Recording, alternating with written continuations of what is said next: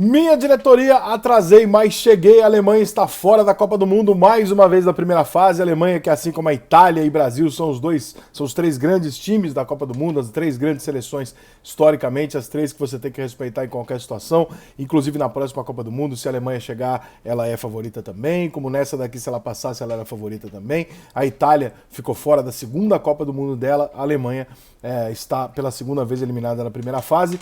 E o Brasil segue ali firme, fazendo o seu papel, sempre chegando e tal, às vezes ganhando, às vezes não, mas sempre cumprindo, né, o papel mínimo do que se espera de um candidato, o que mostra para as pessoas que nem tudo que acontece de ruim no futebol brasileiro é tão trágico assim quanto a gente imagina. Agora, sobre hoje especificamente, eu assisti os dois jogos simultaneamente e tenho algumas considerações a fazer que até podem ser polêmicas. Na minha cabeça, a Alemanha entrou para massacrar a Costa Rica. Poderia ter saído do primeiro tempo com 4-0, não fez, assim como no primeiro tempo contra o Japão, teve dificuldade de fazer o gol. Ainda assim goleou 4-2, poderia ter sido 6-7-2 e tal. Costa Rica teve um momento no jogo que ela achou um gol e dali pra frente ela acreditou, né, porque a vaga dela se tornou possível. Mas o que aconteceu no Japão e Espanha? E na minha visão foi um jogo em que o Japão, quando recebeu a notícia aqui, falou assim, ó, a Alemanha lá tá perdendo o jogo, tá ganhando o jogo de pouco, né? Não vai conseguir tirar o saldo nem nada. A Espanha deve ter feito uma conta muito simples na cabeça dela. E eu não vou culpar a Espanha não, cara, porque eu acho que tem coisa que você tem que matar no ovo, tu não tem que deixar crescer não. A Espanha pensou o seguinte, ó, se eu terminar em primeiro, eu vou cair na chave do Brasil e classificar a Alemanha. Se eu terminar em segundo, ou seja, se eu perder o jogo hoje pro Japão, eu já botei uns reservas aqui, já tá justificado, né? Eu saio da chave do Brasil, que evidentemente todo mundo quer sair, o Brasil é o favorito à Copa do Mundo, e elimino a Alemanha. Meu irmão, desculpa, mas são coisas que o futebol permite, né?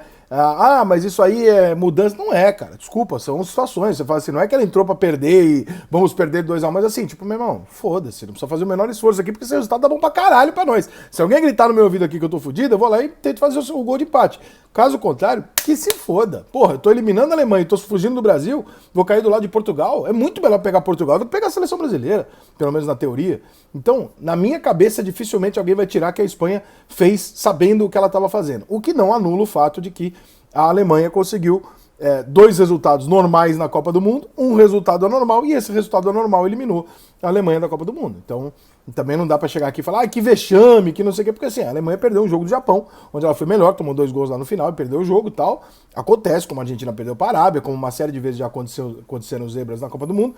No jogo seguinte, ela empata com a Espanha, resultado normal, né? E ela consegue vencer o jogo com goleada até do time da Costa Rica. Ou seja, resultados normais tirando um. Esse um foi suficiente para eliminá-lo porque ele deu azar, entre aspas, para a Alemanha, deu azar de no grupo dela ter uma seleção que conseguiu ganhar 2 jogos ou permitir que o adversário escolhesse o resultado da maneira que convinha no final. Ninguém vai tirar da cabeça que a Espanha facilitou a vida do Japão e também ninguém vai fazer com que eu seja hipócrita de dizer aqui que se eu fosse a Espanha não faria o mesmo. Sim, faria, tá? Porque já vimos o Palmeiras classificar o Boca Juniors para tentar ganhar do Júnior Barranquilla e depois ser eliminado pelo Boca Juniors. Tem coisa que você mata no ovo, irmão. Se você puder eliminar a Argentina, a Alemanha, a Inglaterra, elimina. Porque não adianta depois você vir querer, porque amanhã eles crescem, vão lá, te pegam e te eliminam. Então, a Alemanha mais uma vez fora da Copa do Mundo, e sobre isso a única coisa que eu quero pontuar é, nós precisamos parar de ouvir ladainhas de quem não vai ver as coisas.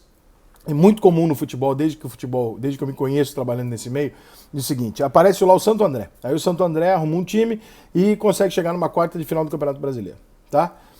Semifinal, sei lá. O que a gente faz? A gente não tem como fazer uma análise profunda, porque ninguém vai até o Santo André conhecer, ninguém sabe o que está acontecendo no processo do Santo André. Aqui a gente faz grande trabalho do Santo André. Olha, um trabalho feito com muito médio e longo prazo, com muito cuidado por essa diretoria, um trabalho que foi pensado e tal, não sei o que. Isso é a ladainha que a gente mesmo cria pra gente. Nós, jornalistas, nós criamos isso pra nós mesmos. Porque nós temos que falar alguma coisa de algo que a gente desconhece. E foi tudo isso que foi criado para a Alemanha. A Alemanha fez um projeto que é de autorrenovação para nos próximos 20 anos dominar o futebol. Olha aí o que eles fizeram no Brasil e não sei o que. Olha, no Brasil eles empataram com a Argélia nas quartas de final e ganharam na prorrogação. Contra o Brasil aconteceu aquela catástrofe e na final contra a Argentina eles estiveram muito mais perto de perder o jogo do que de ganhar. Então assim, aquela Alemanha que sobra, maravilhosa, ela nunca existiu e eu sempre disse isso aqui. Aí na Copa seguinte a Alemanha sai na primeira fase. Porra, deu azar. Claro, tudo bem, faz parte. Na outra, ela sai de novo na primeira fase. Não é azar. É porque aquele trabalho maravilhoso que foi feito durante um breve período com um time não é um trabalho tão grandioso, não é um trabalho tão foda e sustentável assim que se mantenha. Então é um trabalho legal, montado com um time de futebol. É isso.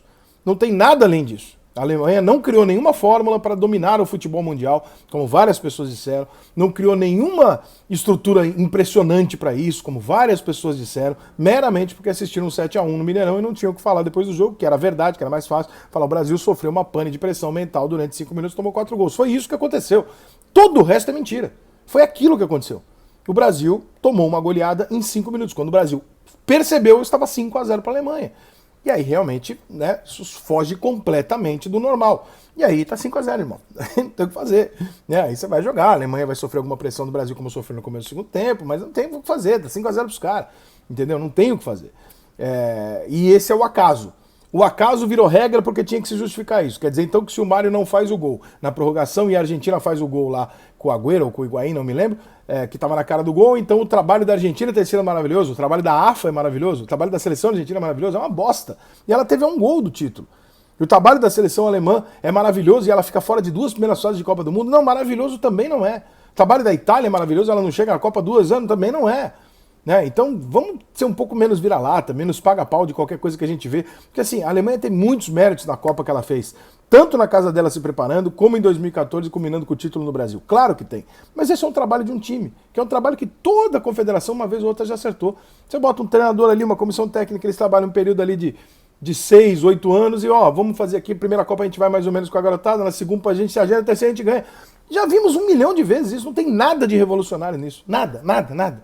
E tá aqui a prova.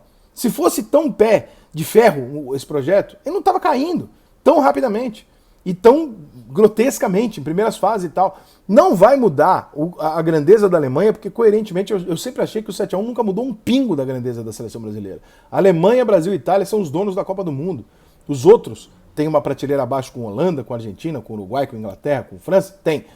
Esses são os caras, que são os coadjuvantes que também viram protagonistas de vez em quando. Mas esses 3 times dominam a Copa do Mundo e eles tendem a continuar dominando.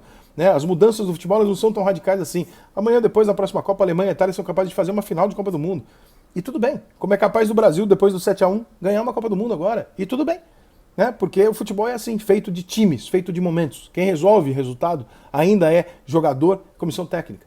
Não é tão grandioso assim a parte de fora. Caso contrário, se fosse isso, nós não teríamos visto o Palmeiras no momento mais mal administrado da vida dele ganhar seus maiores títulos, o Corinthians no momento mais mal administrado da vida dele ganhar seus maiores títulos, e menos ainda a seleção brasileira na fase mais corrupta e absurda da história da CBF ganhar os seus maiores títulos. Então, só desatrelar um pouquinho uma coisa da outra e procurar ter certeza daquilo que a gente está falando. Eu lamento pela Alemanha sair desse jeito, não porque eu quisesse pegar a Alemanha, eu tô achando ótimo que a Alemanha saia, para o Brasil ser campeão, mas é um time pelo qual eu não consigo nutrir ódio, né, raiva nem nada, porque toda vez que eles ganharam do Brasil foi com honestidade, foi dentro da bola e tal, diferente da Argentina.